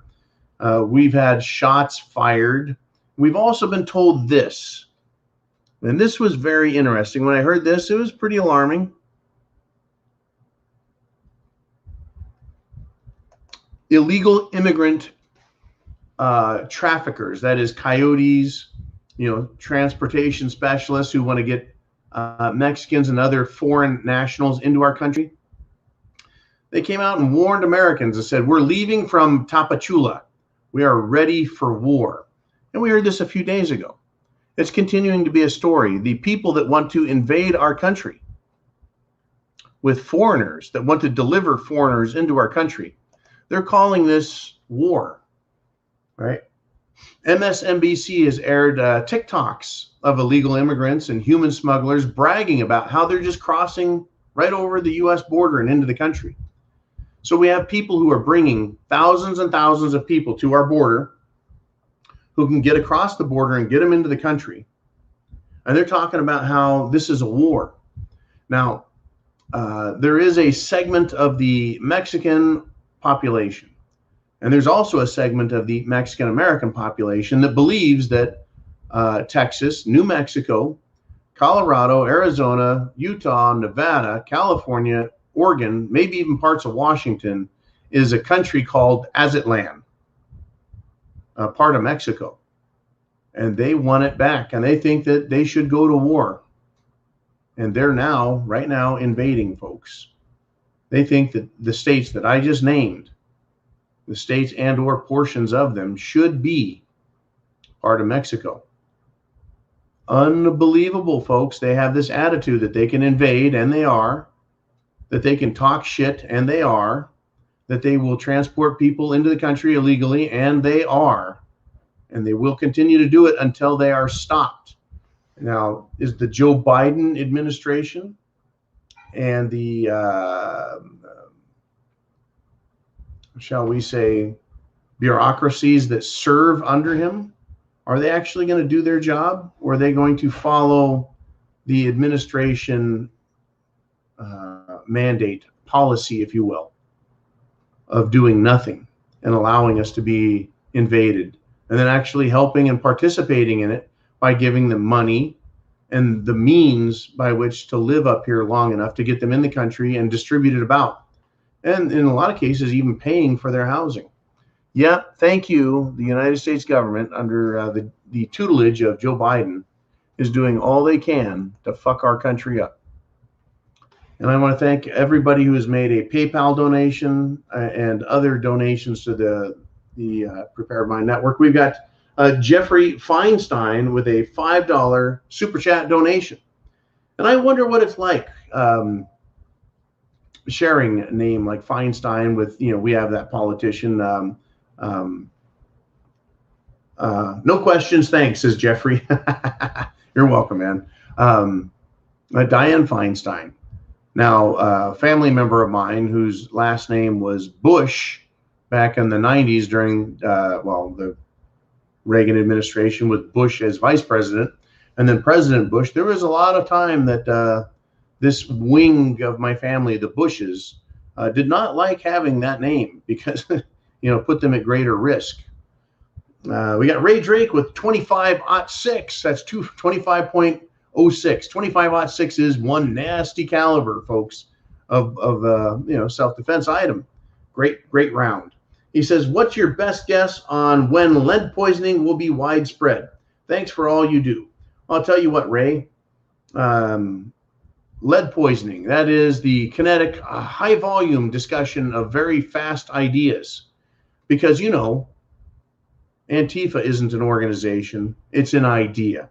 And that idea, burns, loots, and murders. So when we talk about other ideas, such as the exchange of kinetic energy, it's coming. Now, you said, when is my best guess on when it will be widespread? That I can't help you with. I wish I could, if I had that crystal ball. What I know, though, is that we're heading in that direction, and we're heading there quickly. Now, it can be kicked off by a number of things. The most likely way it's going to get kicked off is the way it's always kicked off throughout all history, and that is with government mandating that behavior, their requirements be followed, and that people will decide they choose not to follow those requirements, whether it's getting the Jim Jones juice or showing up at the bus station to get on the bus, or whether it's they believe you shouldn't have guns or you shouldn't be a certain political party, or in America now today to be white or even black and believe that, Trump is a good president. It doesn't matter what color you are, you become a white supremacist. Isn't that incredible? Whether you're Native American or black or Hispanic or any other type of person of color, or person of no color. In fact, white is a color, I believe. Otherwise, they wouldn't make white crayons. But yes, there's going to come a point where the government says it is illegal and wrong for you to be those things, and therefore we're going to come and arrest you. It's only going to take a couple of people saying, I don't think I'm going to let you arrest me today. And then they will hand them the ammunition in the most readily identifiable fashion. That is to say, they're going to give them the ammunition first. When that occurs, there is a good chance it could become a widespread problem, because a lot of people have had it. They're tired of this bullshit, this nonsense. And I'm not promoting or glamorizing or glorifying it. I'm just saying it's going to happen. Now, another thing that's going to happen, or could contribute to this, is the fact that the left-wing lunatics are acquiring weapons as quickly as they can. Left-wing lunatics meaning Antifa and BLM. In fact, just last week, a couple of brothers in Portland, Oregon, were arrested, interestingly, by the federal government, because they were buying dozens and dozens, and I think up to 100 weapons for the purpose of distributing amongst the eager and busy hands of the political left. Now, I was talking to a friend of mine, Paul, earlier, and I said, hey, don't worry about that. What they're going to do is they're going to become ammunition suppliers for everyone else. There's a whole lot more to what self-defense ownership is about. The right to keep and bear arms is best supplemented with a lot of training. And I had a friend send me a picture of a target with ammunition, evidence that ammunition flew through the target, and said, what are we doing wrong here? Right? And I said, you're doing a lot right. I said, but it comes down to practice, practice, practice. And the other part of this equation, folks, is having the courage of your convictions. If your belief system is not very strong, if you're not sure of what you know, then you'll be less likely to defend yourself and less likely to defend your family, your friends, your community, your prepper group. So if you're going to believe something, folks, believe it, understand it, know it. And that is what we do here. We really talk about topics. If it's worth talking about, it's worth understanding it fully. And so there is it's a three-dimensional issue. Well, not four-dimensional if you count time. As we progress through time, right? There's length, width, and depth, breadth. There's all kinds of issues, that we need to understand. And it is a big problem.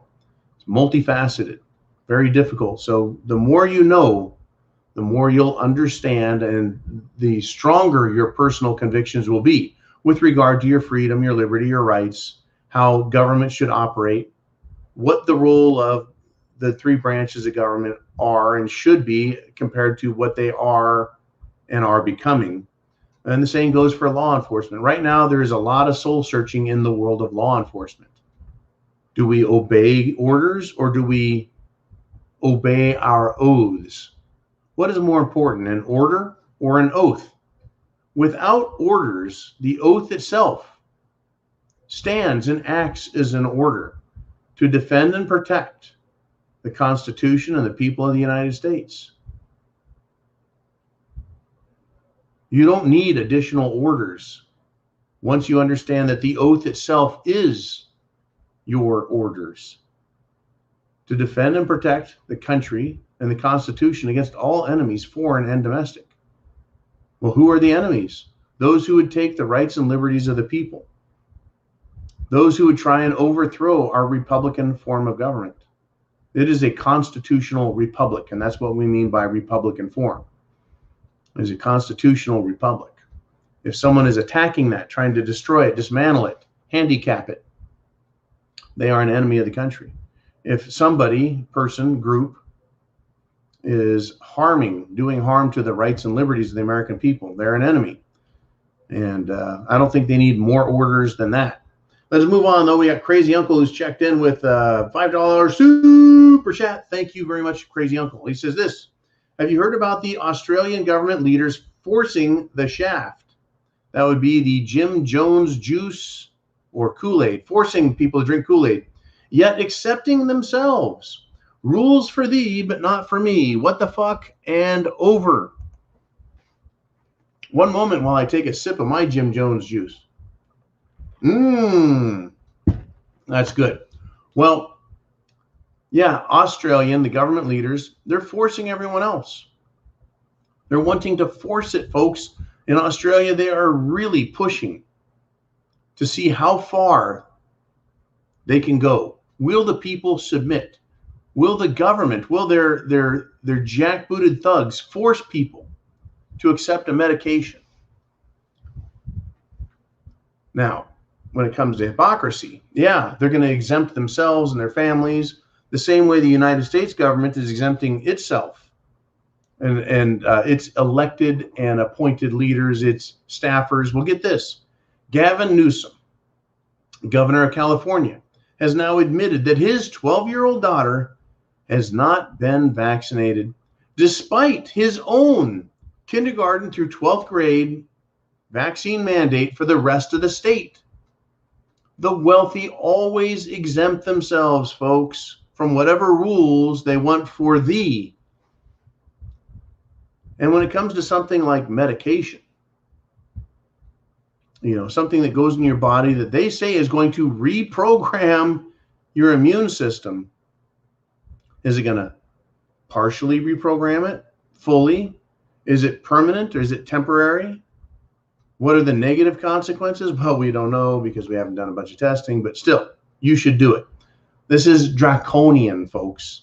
This is beyond draconian. This is more like, it's beyond Orwellian. There's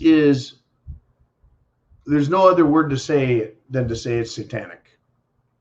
And Satan, or satanic, means adversarial, the opposite of adversarial. If the American people are good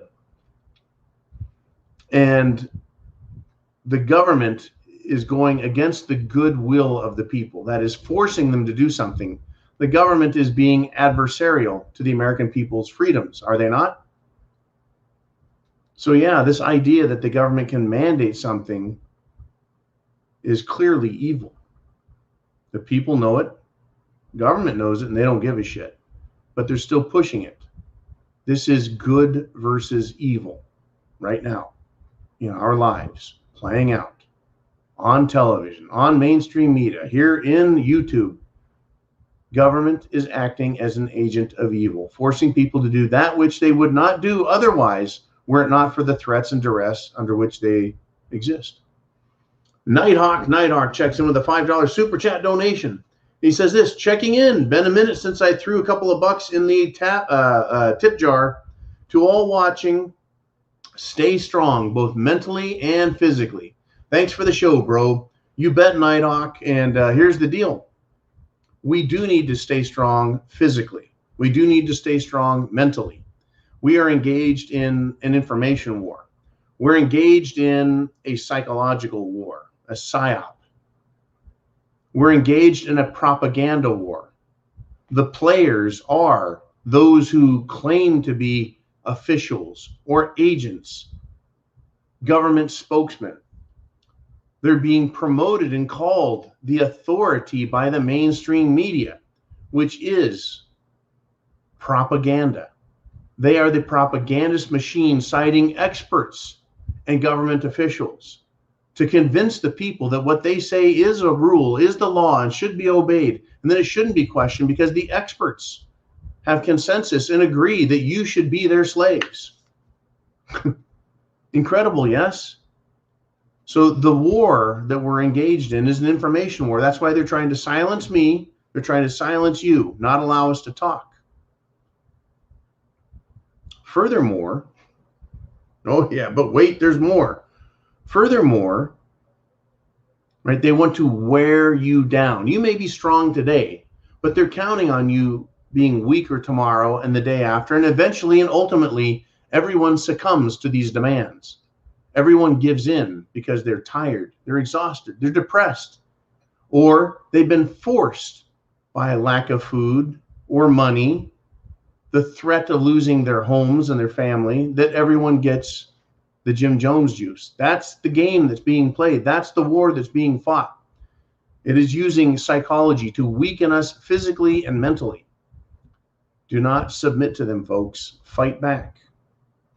Fight back or you will lose. It's going to get ugly. It's not going to be pretty.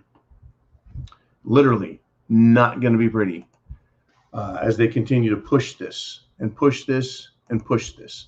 Now, there's an interesting thing that's come up, and that we are fighting. We are pushing back.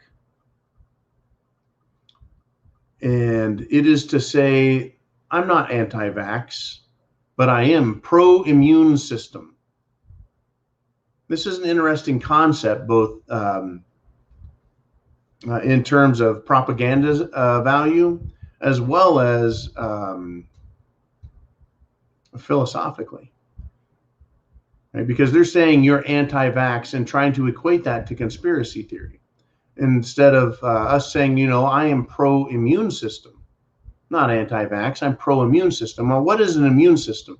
It is an individual's ability to fight off the enemy. Right? As an individual, I have a right to live. As an individual, I have an immune system that protects me.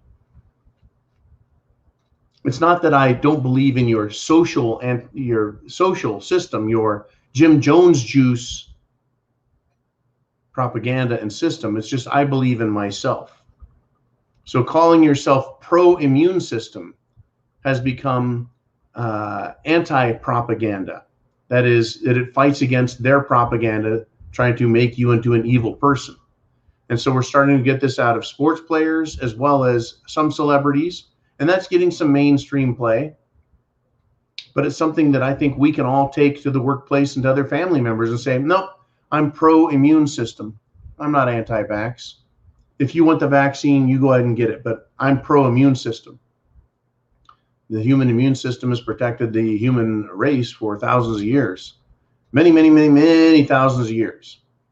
And supplementing it with exercise, sunshine, fresh air, supplementing it with vitamins and minerals, all improve our immune systems. Just an idea, folks, just something to think about.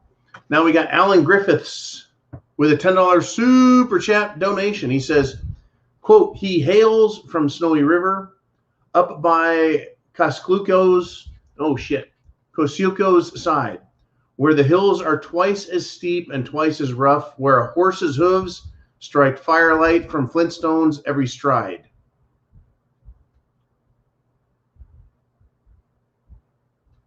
Do we have more, Jolene?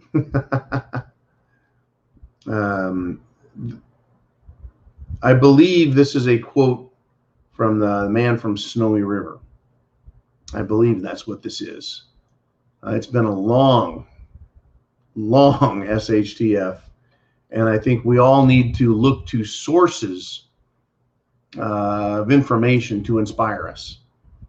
Some of us will look to literature. Some of us will look to strong charismatic leaders, whether they're military or otherwise. Some folks, and many, will look to their faith, their philosophical faith, their biblical faith. And that's where we're going to have to be at, folks. You're going to have to find the strength we need to fight this from within ourselves and from one another by supporting one another. You guys support this channel by supporting the Prepared Mind Network through Patreon and through Super Chat donations, by supporting the channel by choosing to purchase things via the preparedmind.club. But more importantly than buying there, just buy things, period, folks. Get the best deals you can anywhere. Get prepared. But you support us, and it gives meaning to what it is that I do. If no one gave a shit, no one would watch. But because we have thousands of people tuning in daily, tens of thousands of people, folks, daily tuning in, it has inspired me to continue to keep doing what we do. And it's just very, very important.